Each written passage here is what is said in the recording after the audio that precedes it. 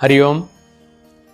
हमारी दिनचर्या यानी हमारा रहन सहन और हमारा खान पान, इसका हमारे स्वास्थ्य पर सीधा प्रभाव पड़ता है। कब हम सोते हैं, कब हम जगते हैं, कितना काम करते हैं, कितना काम नहीं करते हैं, हमारा खान पान प्रकृति के कितना अनुकूल है, कितना प्रतिकूल है, इस तरफ हमें खास ध्यान देना होगा। क्योंकि जैसा हम खाते हैं वैसा हमारा मन बनता है, जैसा हमारा मन बनता है वैसा हमारा चिंतन बनता है, और जैसा चिंतन होता है वैसा ही हमारे शरीर से जो अंतःस्रावी ग्रंथि हैं उनका स्राव होता है।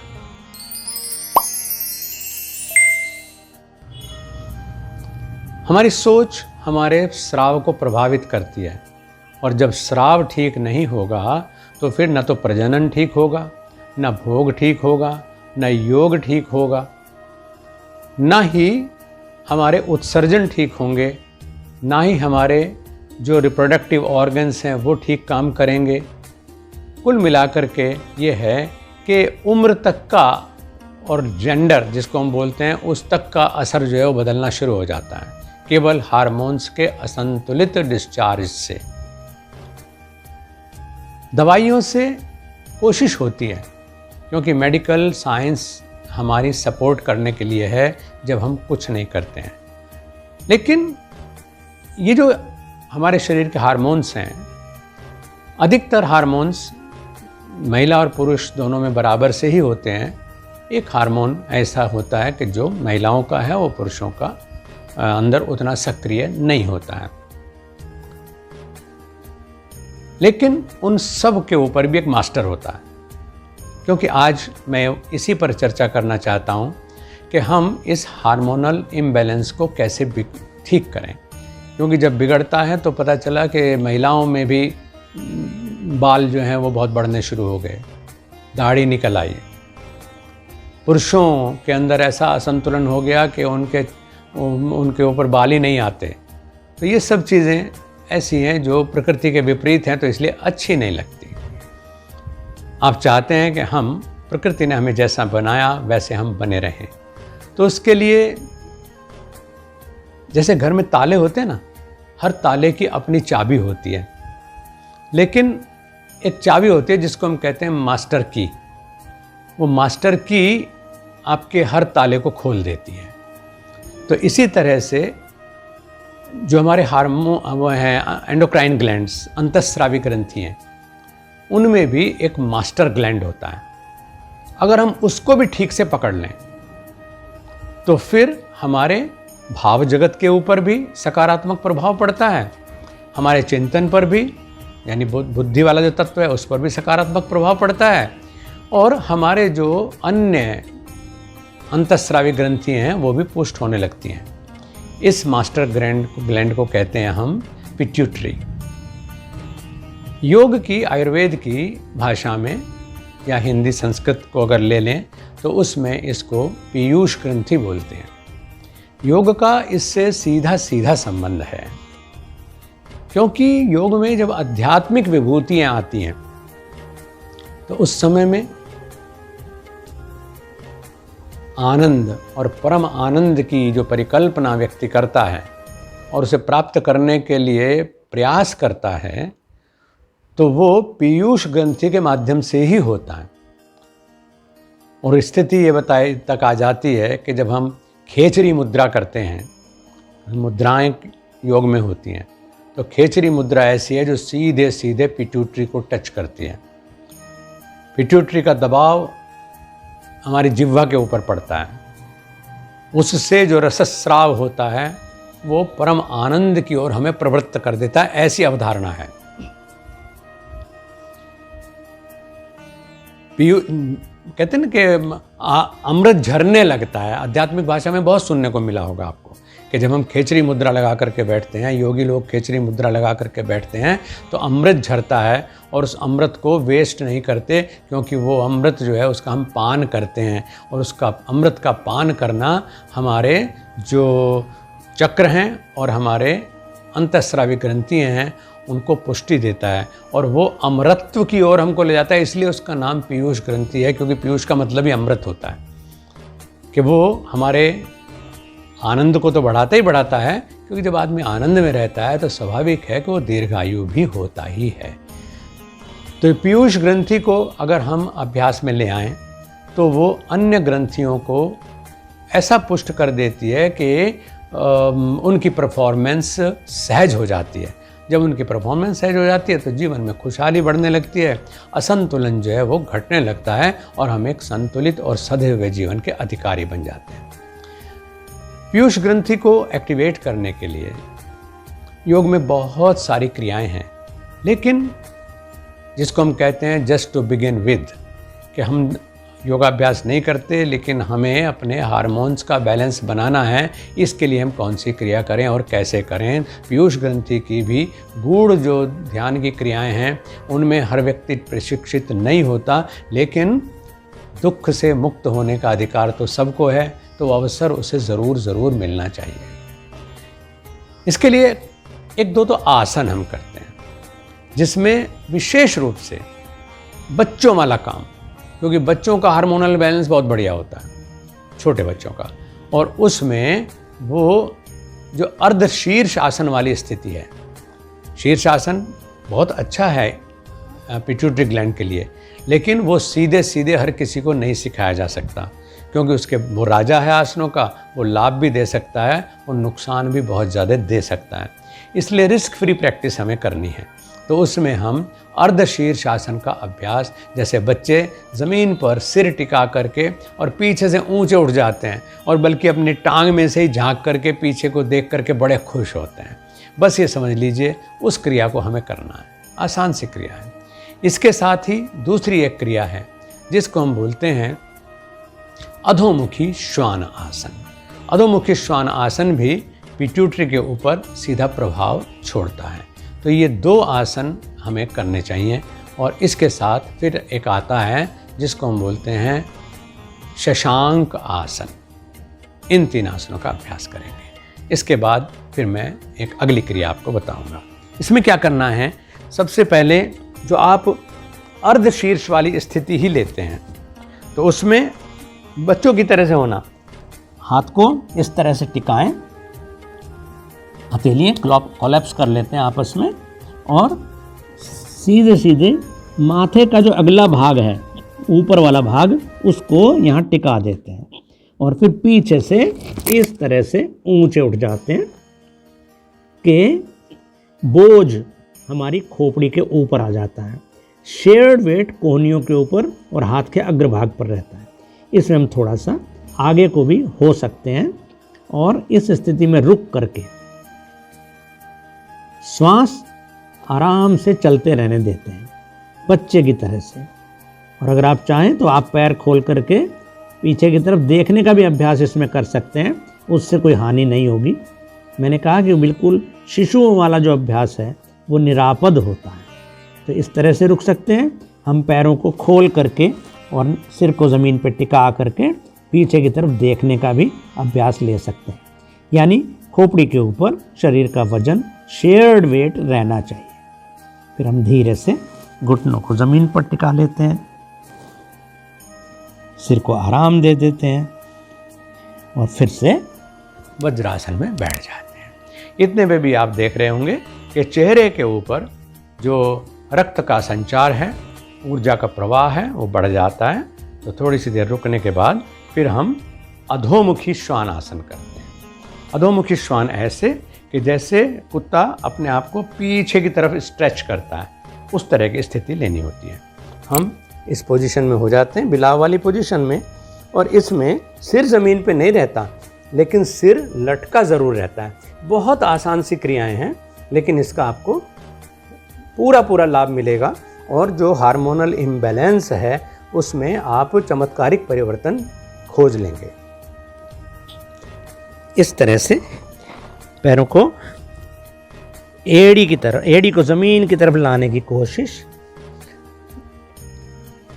इस तरह से, और अगले हाथों पर वजन पूरा पड़ा हुआ है शरीर का, सिर को भी बिल्कुल ढीला लटका देते हैं, जितना ढीला हो सके। यहाँ तक हो जाए कि आपकी ठुड्डी भी भले ही कंठकूप को स्पर्श कर जाए। इसमें भी सांस चलता रहता है।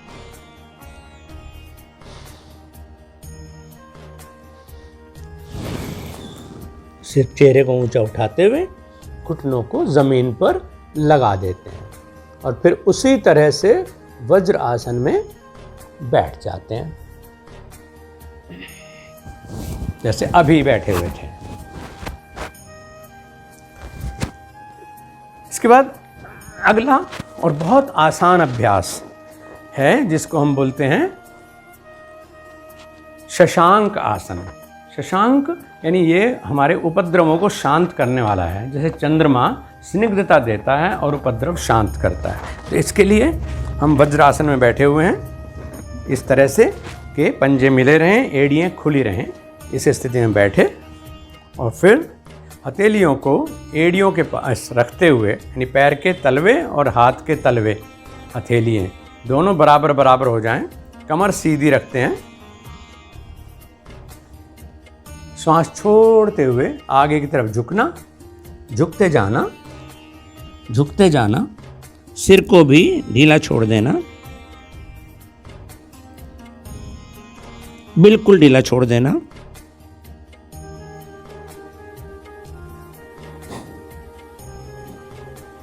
श्वास चलता रहे, कंधे भी ढीले छोड़ दें।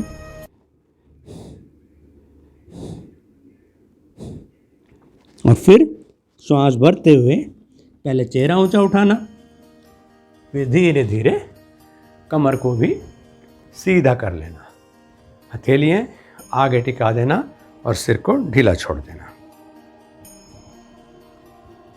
इसी तरह से सिर को पीछे लटका करके जितना हो सके पीछे की ओर खींचते हुए बैठते हैं। इसको हम आनंद मदिरा की स्थिति बोलते हैं। इसको और बेहतर करने के लिए हाथों को इस प्रकार से टखने पर ले लेते हैं कि टखने की ग्रिप कर लेते हैं। टखने की ग्रिप रखते हुए और चेहरे को ऊंचा उठा करके रखते हुए, सिर को पीछे झुका करके रखते हुए सांस जारी रखते हैं और भवों के मध्य में अपनी मन की आंखों को टिका लेते हैं। दोनों आंखों को जितना हो सके ऊंचा उठा करके रखिए, यानी माथे पर रिंकल तो नहीं डालना है, लेकिन आंखों को जैसे पलट देते हैं इस तरह पलट करके आसमान की तरफ देखना मन की आंखों से।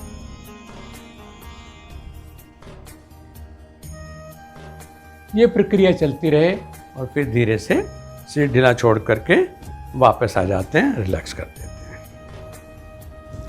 इसमें एक खास प्राणायाम आपको लेना होता है, जो एक मुद्रा और एक प्राणायाम। पहले मुद्रा कर लेते हैं। मुद्रा इसमें होगी षणमुखी मुद्रा। षणमुखी मुद्रा, ध्यान रहे, इसमें अंगूठे से कानों को बंद करना, इंडेक्स फिंगर से नेत्रों को बंद करना, मध्यमा लंबी उंगली से नासिका को बंद करना। ये बंद करके जीभ से सांस को भरना है, जैसे मैं भर के दिखाता हूँ ऐसे। जब ये सांस भर जाए तो इसी वायु को, इसी हवा को वापस गालों में फुला लेना है और ठुड्डी को कंठकूप में ला करके थोड़ी देर रुकना है। कान बंद, आंखें बंद, नाक बंद, जीभ से सांस भरा,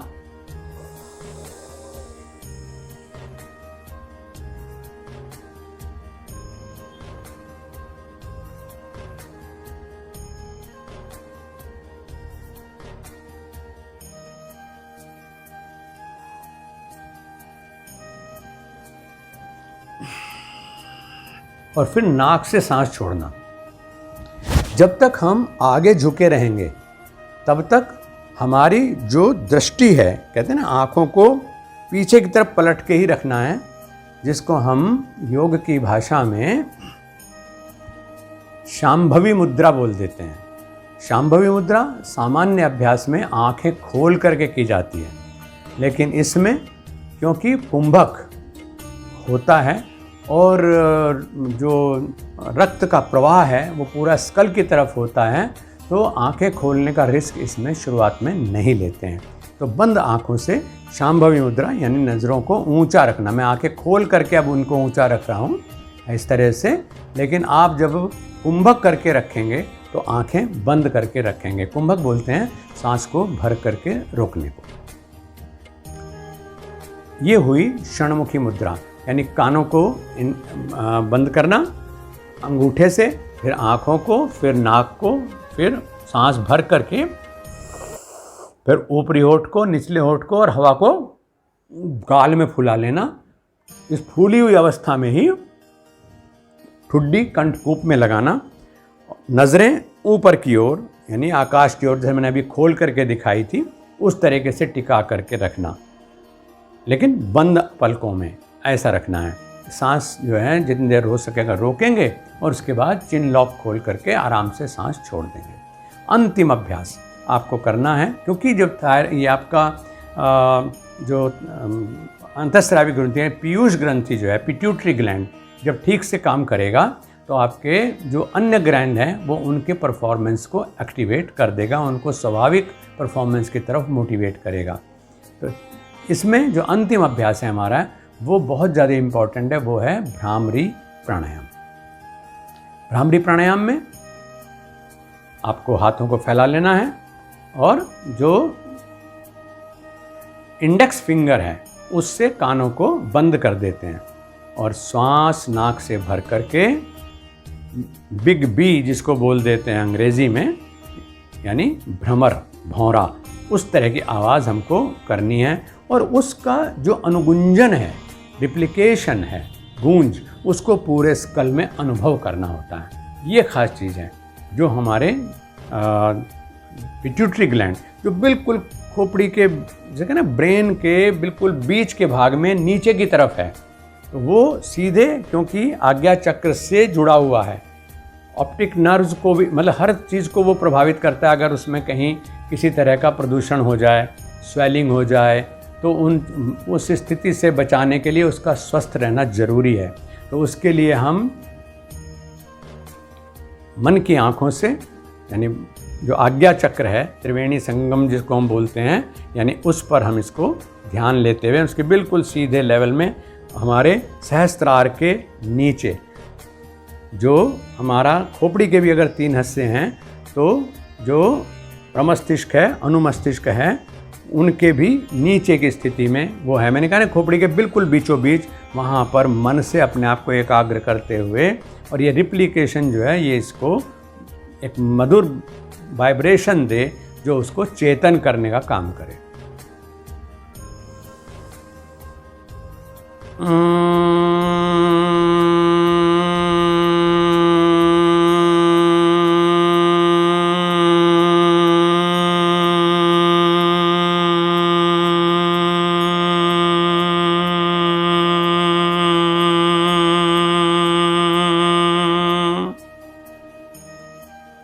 इसी प्रकार से फिर से आराम से सांस भरेंगे, फिर से गुंजन करेंगे। आँख खोलने की कोई जल्दी नहीं है और शांत भाव से यहाँ पर आकर के अपने अभ्यास को पूर्ण करते हैं। दिनचर्या में अगर आप शंख ध्वनि को इसके साथ में जोड़ लेते हैं, यानी शंख सुनना नहीं, शंख बजाना। आप सुबह शाम घर में शंख आपके है, उसका प्रयोग करिए। वो केवल पूजा घर में रखने के लिए नहीं है, वो हमारे आरोग्य की चाबी है। और शंख ध्वनि, ओंकार ध्वनि और भ्रमर गुंजन, ये 3 चीज़ें आपके जो पिट्यूटरी ग्लैंड है उसको एक्टिवेट करने में, और तो और जो हमारे खोपड़ी में अन्य भी अंतःस्रावी ग्रंथि हैं उनको चेतन करने में हेल्पफुल हैं। लेकिन ये सच है कि अगर हमारा मास्टर ग्लैंड यानी जो नियंत्रक ग्लैंड है अंतःस्रावी, तो वो अगर एक्टिवेट होता है तो अन्य जो हमारी ग्रंथियों में होने वाले स्राव हैं वो संतुलित होंगे और हार्मोनल इम्बैलेंस से होने वाली जो समस्याएं हैं उनसे हम अपने आप को सुरक्षित रख सकेंगे। योगाभ्यास करिए, स्वस्थ रहिए।